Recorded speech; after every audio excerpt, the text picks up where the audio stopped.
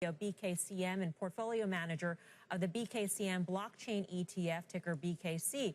Brian, good to have you with us. Good to be here, Emily. So it's interesting that U.S. regulators are looking into this. A lot of crypto trading, though, happens in exchanges overseas. Is this going to be sort of like whack-a-mole, where they can put these alleged price manipulators out of business here in the U.S., but they simply move the activity elsewhere?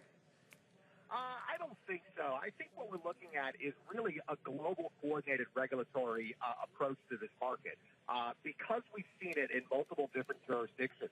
So certainly there's going to be bad actors out there. I mean, you liken this to the FX market or the LIBOR market. We saw banks manipulating those markets, and they've been fined for that, and that's a global market. So I think they'll be able to have regulators coordinate to the extent that regulators can coordinate with different regimes, and they'll be able to at least clean it up a bit.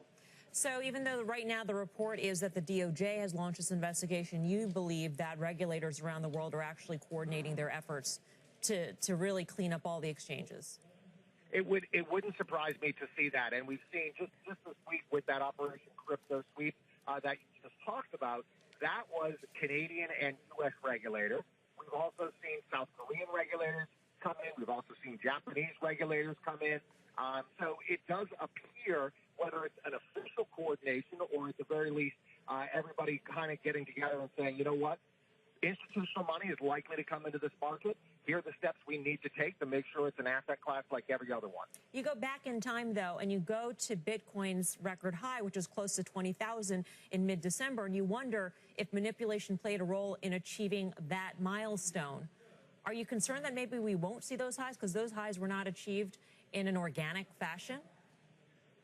No, I'm not concerned that we won't see those highs again. I mean, manipulation works both ways, right? It can work too. So, we could go lower, we could go higher.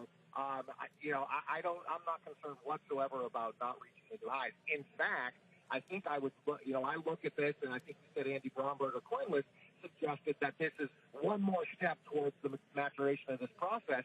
And if you can have clear regulatory guidelines here, and remember the SEC said one of the steps towards getting a physically backed ETF was to have a market that is not manipulated. There's not any problems with it. So this is a step toward that.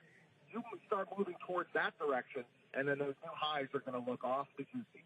But Brian, isn't this an easy market to manipulate, even easier than some of the other ones you mentioned, like FX? It's so anonymous. There's no monitoring by any governments. I mean, that's been one of the appeals of Bitcoin. Well, it's a smaller market, that's for sure. It doesn't take as much money as it might necessarily in the FX or the lot.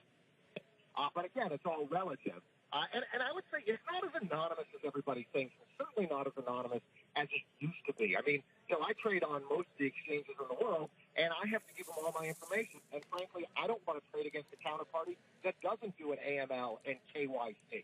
So maybe 5 years ago that was the case. It's less the case today, in my view.